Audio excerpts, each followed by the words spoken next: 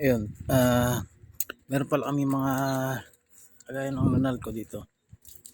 Pag nakita pala yan ng nunal ko na yung mga kalaban, sumasabog. Putang ina.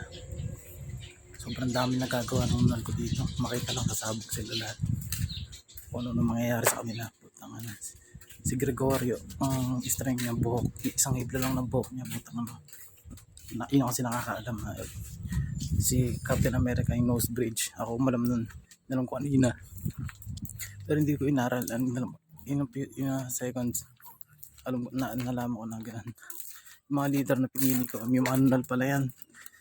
Sila lang meron na tugma sa leadership ko. And then below them, leaders. Yun. Kaya pala, ngayon, kaya malaking na-overwhelm ako kanina kasi nga, nung nire-remind sa akin yung memories. Naalala ko nga, isang nunal ko nga, dahil dati ayaw ko to. Kaya lagi ako nakayuko, ayaw kong ipakita yung nunal ko.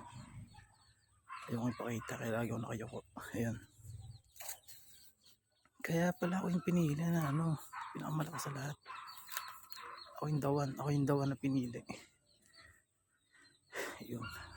Nakaka-shock lang siyang isipin pero wala lang sa akin yun. Kasi nga, ang gusto ko talaga, yung ako yung lumipad, ganun. Ako talaga. Kasi minsan parang ayaw, hindi naman pwede kasi ewan kung bakit bawal yung tao na ako talaga. Lumilipad lang. Baka punterehin kasi ako eh. Kapag nakita ko lumilipad, di na ako lubayan. Doon. Isang doon lang sa akin, ubos ako ayaw. Isang doon lang sa akin ng kalaban po nakita ko lumipad sa lapapot ang natunaw ako doon ayaw. Doon, lahat yan, walang hanggang di na ubos sa kalaban, putang na patay ako ayaw. Kaya ko yun, kaya lang putang na, di ako mapapahinga ayaw.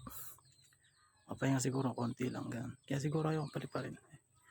Subukan ko ulit gawin. Hindi ko kasi magawa dati kasi nung pa isip ko. Hindi pa napaparalisa. Naiisip ko yung pang micro na gagawin eh.